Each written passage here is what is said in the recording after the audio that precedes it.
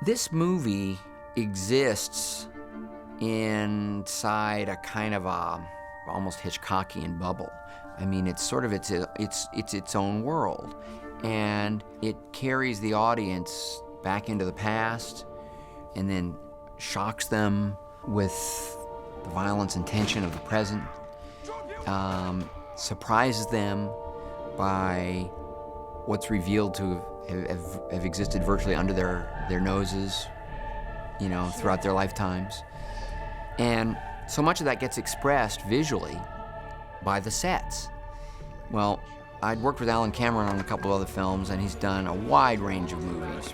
And he's a true artist, and he's incredibly thorough, and he just immersed himself in this job.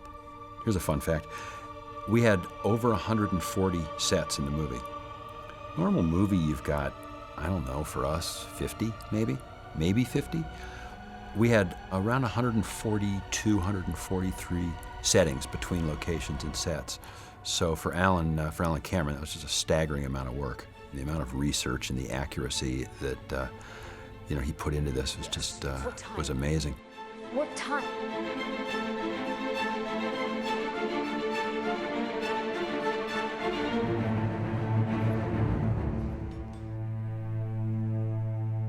Ron rang me and said he would like me to design it. So I read the book, and then I flew to Toronto to meet him for a day and just to renew acquaintances, really.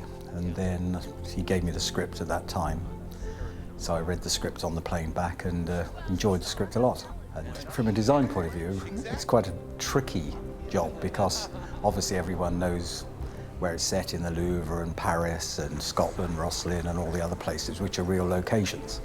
So from a design point of view, quite funny really, because when I first met Ron, I thought it was going to be a location picture because we had permission to shoot in various places. And now it's turned out that we're actually on 13 different stages with lots of scenery, because eventually we found out it was easier to build parts of the Louvre. We obviously shot in the Louvre, but for corpses on the floor and blood on the floor and messages written on parquet and on the Mona Lisa frame, it was much better to build a set. So that's what we eventually did. Well, the Grand Gallery is real size, built to scale. All the columns are the same diameter, the same height, the dados, the floor patterns, everything's to scale. Except we built about a fifth of it. One complete bay where the main paintings, the Leonardos hang, and the paintings in the Caravaggio in the script. And the rest of it is going to be a CG model, which will give the full length of it. So I think the length of the real gallery is about 1,500 feet, and we've got a stage which is just about 400 foot long. But as all the action takes place in one main bay where it joins the Salon de Carré, that works pretty well from an action point of view.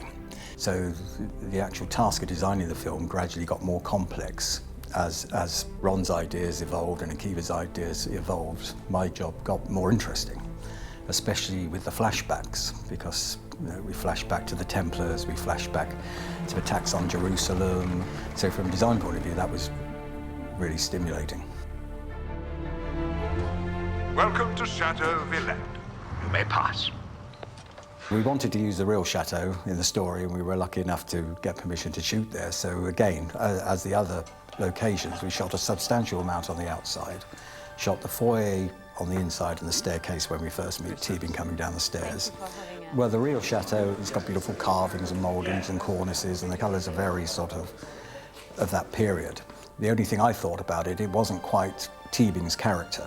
So when we move in, we actually took all the dressings out of the real chateau and put our own in, so it looked more Teabing. And then his library and his study we actually built on the stage, because a lot of action takes place there, and it's quite specific in the script and didn't exist as scripted in the real chateau. So that was an interesting set to build and dress from a set decorator's point of view, because there's a very specific amount of props in there, because that's his den really. That becomes much more his character. So we actually designed a lot of the props around Teabing's character. Jesus goes on to tell Mary Magdalene that it's up to her to continue his church. I think it was my idea that Teabing should access the paintings of Leonardo da Vinci, not through books, but through a large plasma screen which he has in his study. So to that extent, I contributed to that set because it's a major feature. And I did suggest a few books, and there are a few jokes of my own in there, but those with eyes to see. Bishop Aringarosa has been kind to me. I could not miss this chance to pray inside the Saint-Sulpice. We're building substantial parts of Saint-Sulpice on the stage at Shepperton. And again, it's going to be a combination of set pieces and computer-generated pieces and models. But we started on a storyboard. Ron got his storyboard artist and he broke the scene down frame by frame. And then we took that storyboard and translated that into a set model, drawings, and have built the set for basically based on the storyboards. So we didn't have to build the whole of Saint-Sulpice. We could actually build the parts that were important for the story.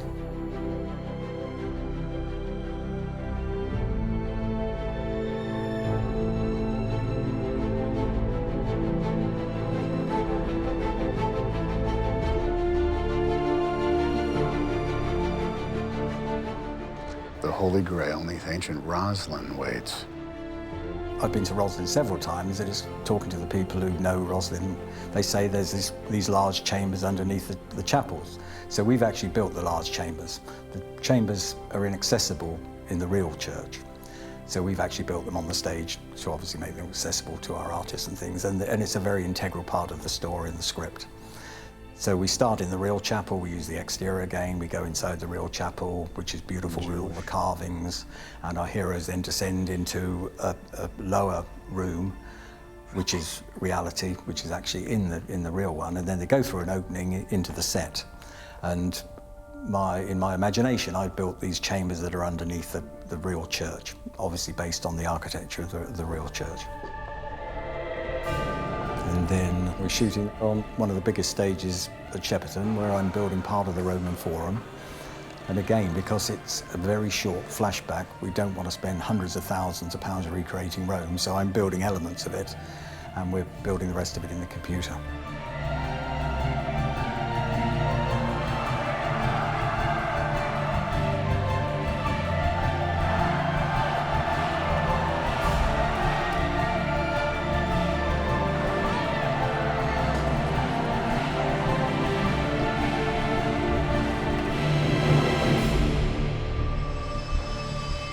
So probably have about 150 in the construction team, which is painters who paint the graining and the backgrounds, and the carpenters who build the scenery, and plasterers who do the moulding.